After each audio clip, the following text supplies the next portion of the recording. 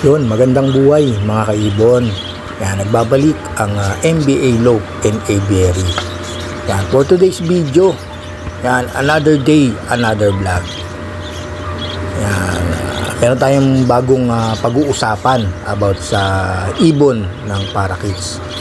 Kasi nga, karamihan talaga ng mga parakeets ay bumabaluktot ang mga tuka. Yan, simula nung pagkabata, baluktot na hanggang sa paglaki. Kaya yan ang pag-usapan nga natin, bakit nga nababaluktot ang tuka ng mga parakeets. Yan, bago nga natin umpisahan itong usapin natin sa pag-iibon, yan, kung bago nga kayo dito sa aking YouTube channel, ang NBA Lope and Aviary, please like, share, subscribe at don't forget to click the notification bell para updated kayo sa mga bagong video na aking ina-upload. Yan. Nagbalik na naman tayo sa pagbablog kasi nga matagal tayong natigil. Ngayon medyo nakakaluwag-luwag na sa paggawa natin ng mga content about sa pag-alaga ng ibon.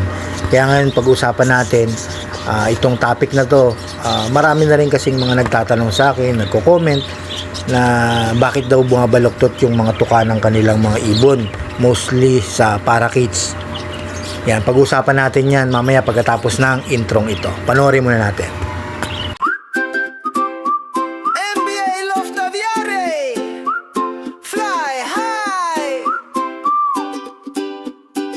Hanap mo ba ay gabay sa pag-aalaga sa parakeets at lovebirds? Kami ang una. NBA Lope Aviary, kaibigan mapagkakatiwalaan. Sulit na mga ibon, laging maaasahan.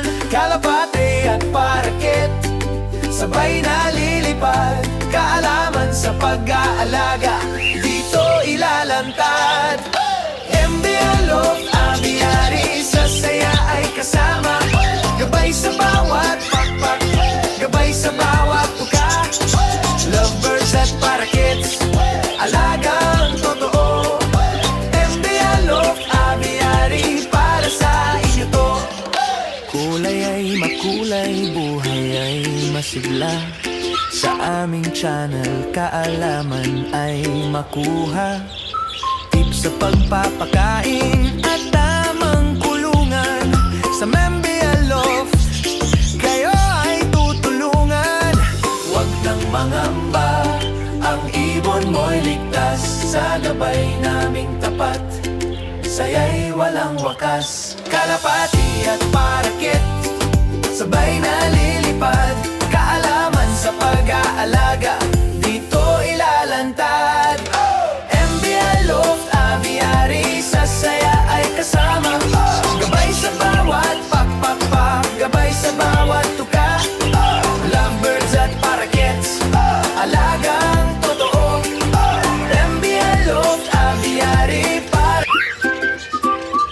NBA Lope Aviary, fly high.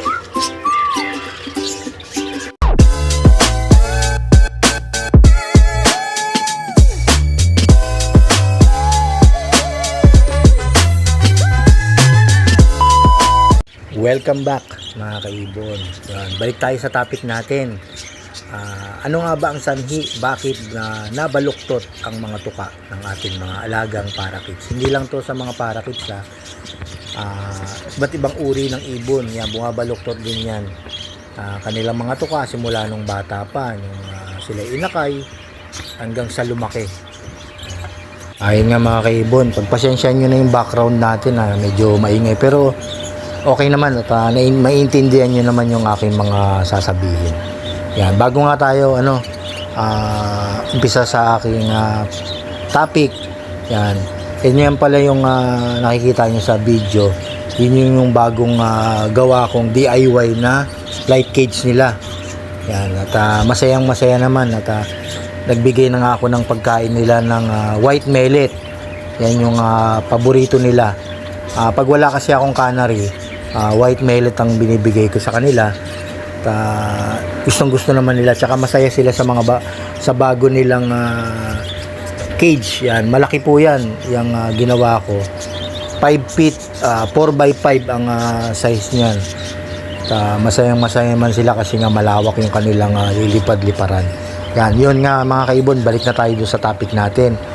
Yung ano nga ba ang sanhi, bakit nabaluktot ang tuka ng parakeet? Siyempre, bakit nga ba ito bumabaluktot? Siyempre, naandyan yung simula nung bata pa, kakulangan sa tamang nutrisyon na ibinibigay.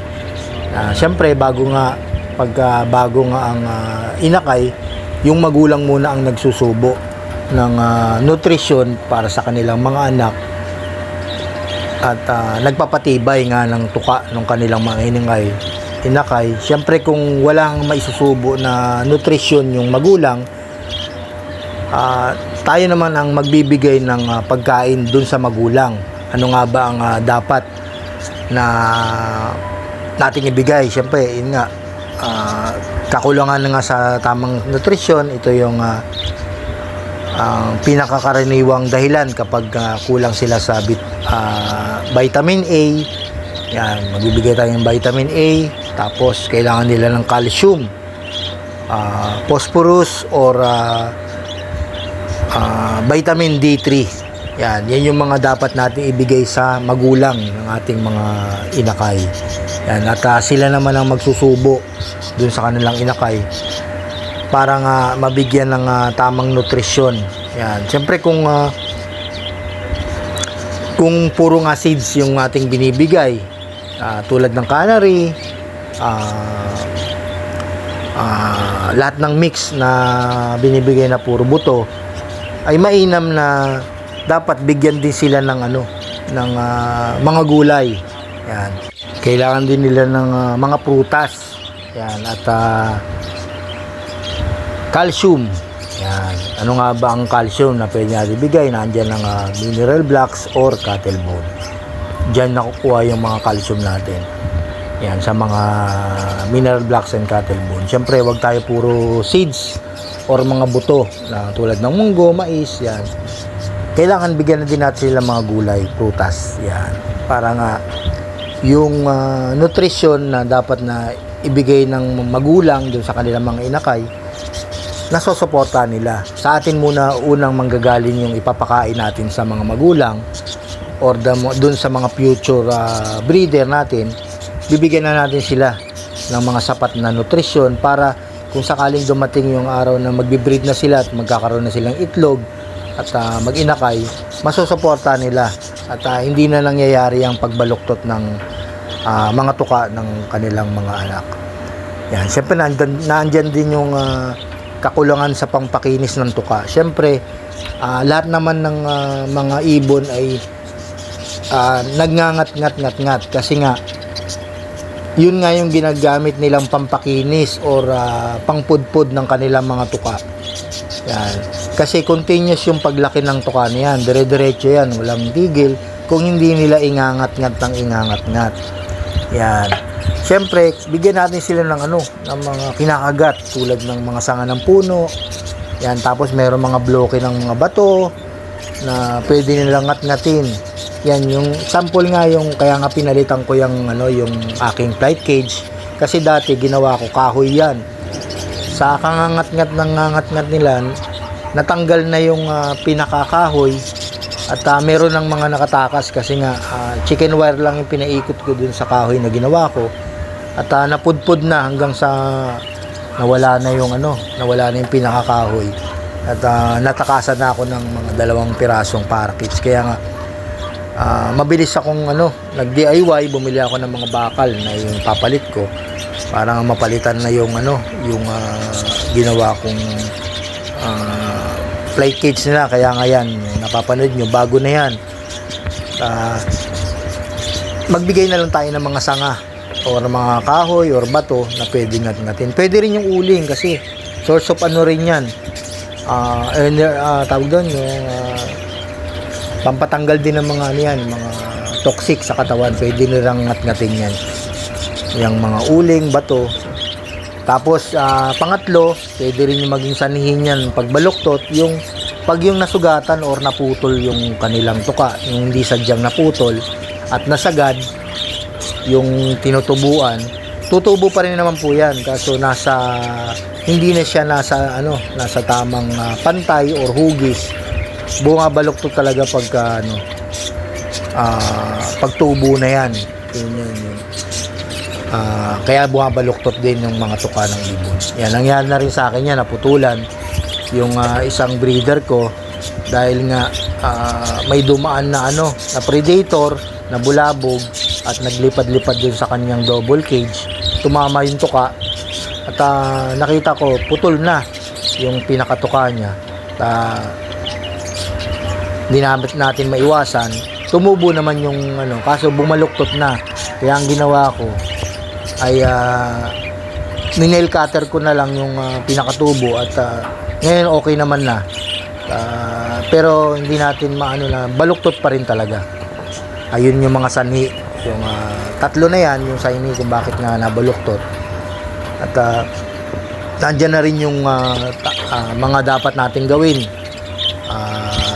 para nga maiwasan yon, yung mga nangyayari na yon na pagbaluktot. Tutubo pa rin naman yan.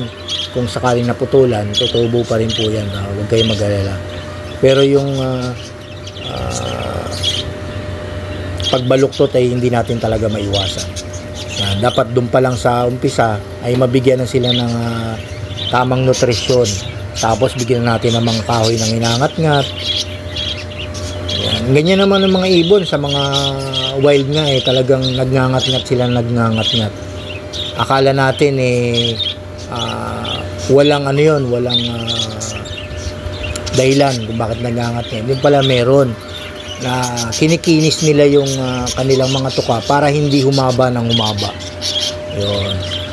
Yun, sana nagustuhan niyo yung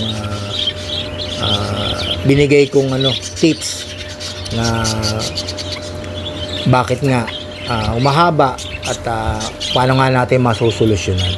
Yan, nangyari na rin kasi dito sa aking ibonan yan. Yung pagbaluktot, hindi normal na pagtubo. Ganun lang ginawa ko. Nag-search din ako kung bakit ganun nangyayari. Kung yung mga tanong nyo, ganito, ganun rin, nag-search din ako. Nalaman ko ganun pala. Kung bakit nga bumabaluktot at kung tutubo pa ba or kung paano nga gawin para maiwasan yung pagbaluktot. Yan mga kaibon. Hanggang dito na lang mga kaibon at maraming salamat sa inyong pakikinig at panonood ng aking video. Yan. Bago nga kayo dito sa aking channel, ang MBA Loop Aviary, yan, palike na lang po at pa-share na lang itong video para doon sa mga makakapanood malaman din nila kung bakit nga nangyayari yung pagbaluktot ng tuka ng ating mga alagang ibon tulad ng parakeet. Maraming salamat sa inyo mga kaibon. Happy breeding mga kaibon.